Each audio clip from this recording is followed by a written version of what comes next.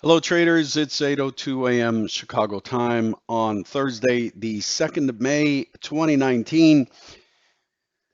Welcome back to our European friends who were on holiday yesterday and missed a big move down in the U.S. markets following FOMC. Derivatives trading involves substantial risk of loss and is not suitable for all investors. Past performance is not necessarily indicative of future results. This morning, the market following the drop yesterday is holding somewhat steady. We did push into a key area in the S&P minis. The area below in uh, that I'm referencing is 29.15, but risk is off uh, for the market, the overnight market sentiment, but it's kind of odd because it's really not directional in any way, except for crude oil. Crude oil is down almost 2%, 1.25, $1.25 down at trading at 62.37 on the June contract. Gold is down, the Euro stocks are down, the Dow is down 30 points, the 10 years are down, the Russell's down, the pound is down, the Euro's down, the S&P is down, the dollar's down, and the bonds, the U.S. bonds are unchanged. The Bund is up only 9 ticks. Very odd setup for today. Again, following yesterday's action. It seems like the market's a little confused as to what to do.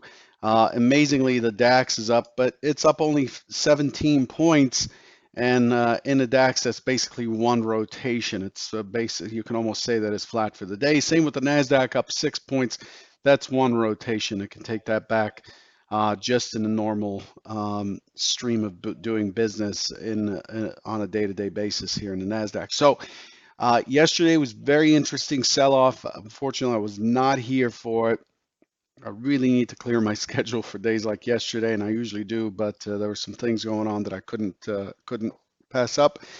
Um, so that's where we are. The sentiment overall is that is slightly to safety, but really a mixed bag. Mixed bag as we come into today's session. The market's in a holding pattern. As far as what's on deck for today, looking at the top stories, really European PMIs helped uh, hold up the market a little bit. These did fairly well.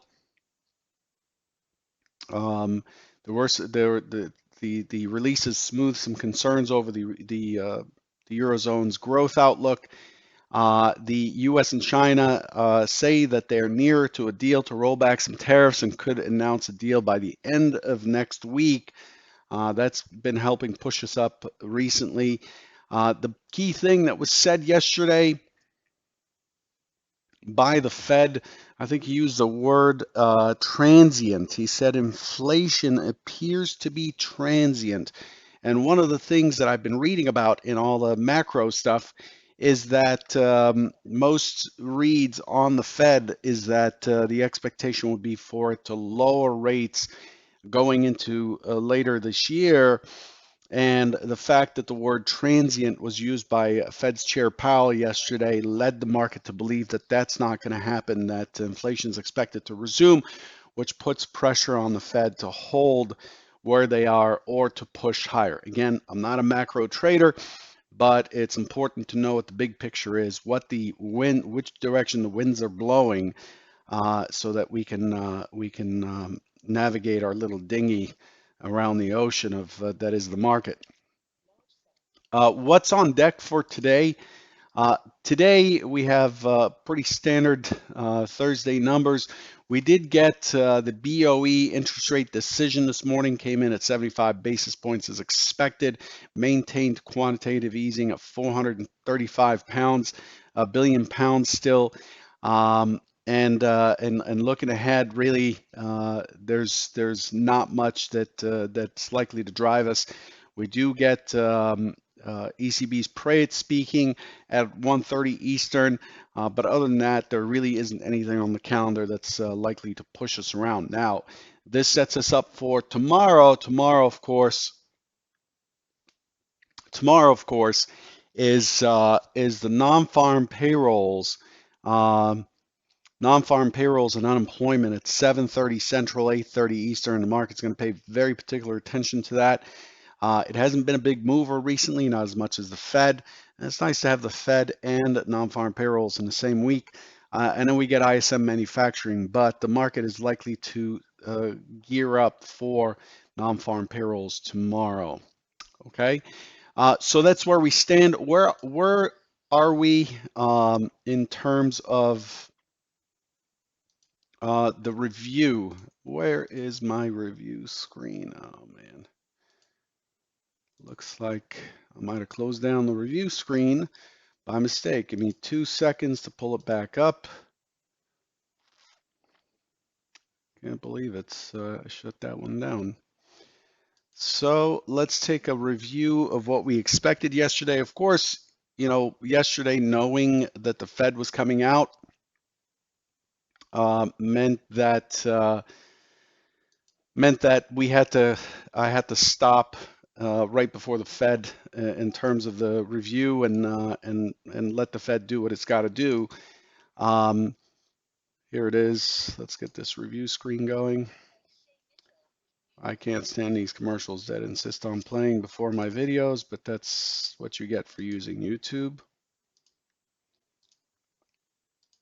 There we go. This is what was expected yesterday. The primary expectation is for a push higher into the point of control, the overnight point of control, um, at 57, and then I expected the market to dip down into the prior range, down to 47, hold steady, and then into the FOMC, in which case it could go either way. The secondary scenario is that we are responsive immediately. The market opens up and responds to the fact that we have a gap up and then pushes back into the 45 and then eventually works its way out. And that's how it played out until the FOMC came along. Here's what things looked like. So we got scenario 2 right off the get-go. We get this responsive move down. If you recall, the expectation was 47 right in here. It turned back up again, finally tested, was it 47? Yeah, finally tested that 47 down to 43 and a half. And then we get the second neutral. So here's a market that has range extension up, pushes into 56. 56 is the all-time high from September 18th, 2018, pulls back to that 47 area, actually gets down into the low volume node from the prior day, okay, and then bounces back up over the IB high 54.50. So now we have a neutral day down, a double neutral up, and then we break the other side again, which is highly unusual that we would break the initial balance of the first hour back and forth so many times. And then the market finally lets go. The release was right here at 1 o'clock. The market really tried hard to push higher and couldn't find that. And so what we have is a 56 high. Remember, there's a 56 high back here from September 18th or September 21st or something. Let me see what it is. It is September 21st from 2018. So we have a triple top before the market gives up. Now, I did talk yesterday about the fact that we're pushing all-time highs. We pushed all-time highs overnight. And when we do that, traditionally what we do is we get responsive selling. We've done this over and over and over in the last few years. And what it does is it takes out the high and then it just gets offered. It runs out of steam. It gets offered and then it tends to move, push down and look for buyers. Key areas to test down were 29, 25, 20, and 15 being a big area, 29, 14, 15 big area from about 2 weeks ago. And that's where our overnight low is. I have to say that the auction, although it's been a bit jittery, we spend an extended amount of time in these sideways periods. The auction has been pretty methodical. We don't get good continuation trades anymore because of the low volatility. That's kind of expected in this kind of environment. We see that during the summer months as well.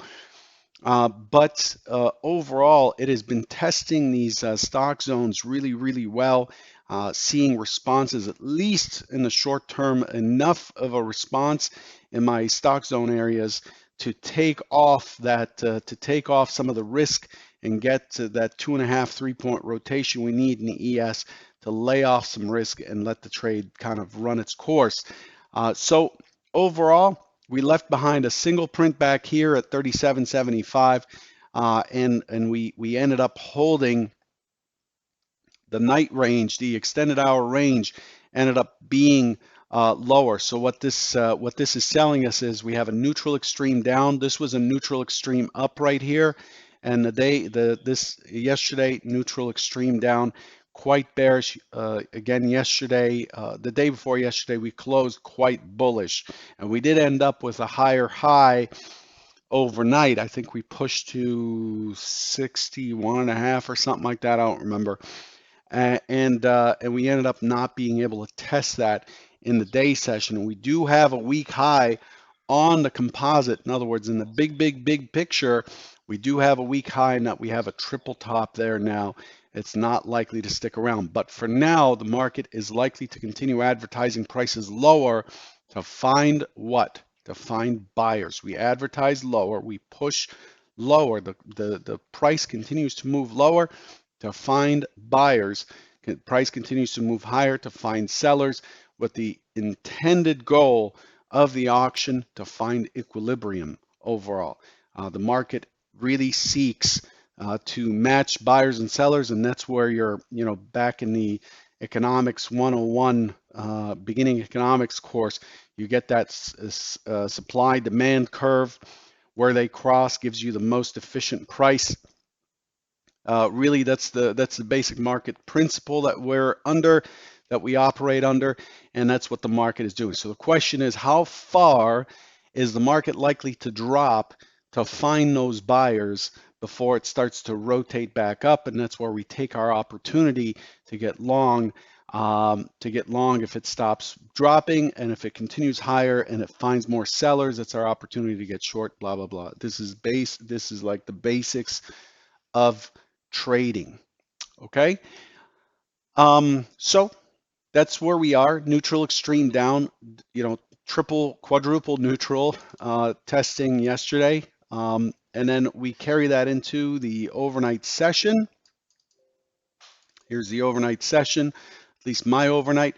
We continue, the auction was interrupted, so we continue to drift down right away. The clock stops. And then the auction stops, and then as soon as it reopens, that momentum tends to continue down, and that's what pushed us into 1550. But overall, during the Asian session and much of the European session, we were actually responsive up to 29.32 and a quarter, and have sold off since. So we've come back basically to unchanged on the session. Yesterday's close was 29.23. We're currently trading 29.2275, and it's looking like a pretty balanced profile. However, I'm going to tell you that this high here is relatively weak. Does not look like it has an excess. There's a pretty decent taper at the bottom, and the profile seems to have found consensus against yesterday's close. Point of control, mid, and VWAP overnight are on top of each other, another sign of balance. So we expect an open auction in range as part of the open this morning. Do you follow all that? So that's the story, that's the narrative, that's the context of what we're coming into Let's take a look. Oh, before, hang on, let me see if it's still here. No, it's not.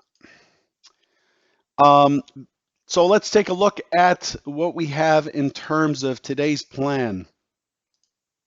Keep an eye, by the way, on the treasuries. The treasuries yesterday were really good for, I keep a little chart that plots the movement. I'll show you some more of my sauce here. This is a chart that tracks the movement of what I would consider to be safety assets. So that's the U.S. 30-year bond, the Japanese yen, the U.S. 10-year, the euro, gold, Bund, which was closed yesterday. I track these and I look for how they're responding. This is tracked based on the New York Stock Exchange open on a percent basis. This chart yesterday was really mapping out what is likely to happen. You can see these products kind of move together. Once they move up, they move together. Once they move down, they move together. The extent of the movement is a different story. But really watching these treasuries has proven itself to be very, very useful in the recent past because interest rates are such front and center right now. This morning, open auction. I'm expecting the market to attempt to be responsive. It could potentially take out this 32 into 35. Remember, the 35 has been key for several days, the 34, 35 area, and I'm looking for it to become to get an impulse down and to squeeze that low and get us our continuation trade on the day session following yesterday. That's the primary scenario. So as the market pushes up, unless it's doing it with really, really strong rotations with good delta, good volume, I'm going to look to fade those. Any responsive push higher, I'm looking to fade that, aiming for 29.21. Hopefully it can get to around 32 to 35 and give us a good 13-point trade. But if I see that it's just grinding up, I'm going to take the chance and scale into a position up against the 32-35 area, looking for a short to push down through 21. That's the primary scenario. Secondary scenario is we become initiative away from yesterday's range, continue to move down immediately, push into the overnight low, into that 14-15 area, attempt to squeeze through the 12-11 area, and then come back up and come back into range. That gives us, again, the extension move based on yesterday's action, and then starts to drive us back up. So if we open and we immediately sell off, I'm going to look for signs that sellers are hitting the bid, hitting the bid, hitting the bid, are not moving price or not getting anywhere to take an opportunity for a long back into the range. The closer to 14 and 12 that is, the better, because it gives me an opportunity to get 21 then to cover, 7 points of risk at least, and then aiming for 29, the 29 area next. That would be the big trade. In either case, I expect a little bit of volatility today. I expect this the continuation trade to take place, and it's a good day to keep your eyes peeled and very, very attentive to the market. Okay. Hope you picked something up. Good luck today. Don't forget to watch the video on the macros that I did last Thursday. A lot of detail there, cost, margins, why it makes sense to trade it, why the cost, the commission doesn't matter. Everybody's up in arms on this commission. I think it's penny wise, pound foolish. It's really, really important for those of you who have been working on your edge and have been kind of struggling and feeling frustrated. It's important for you to have a plan to start trading this product when it launches on Monday. Most FCMs are not going to have it up and live until Monday morning, even though it opens on Sunday night at 6 p.m. Eastern. Most FCMs will not be done with testing and so on to release it in time. But on Monday, I'm going to be paying very, very close attention to the product. I'm going to run a poll on Twitter. Find it on twitter.com/futurestrader71. I'm going to run a poll, and I want to take a binary bet on how many contracts will trade across all four products, the MES, MNQ, M2K, and MYM. I want you to guess how many contracts we trade on that first session defined by the open on Sunday night till the close on Monday afternoon, US time. How many contracts total? And let's see who gets the closest. Look for that poll, and let's see what we can bet on there. Good luck, and I'll catch you tomorrow. Take care.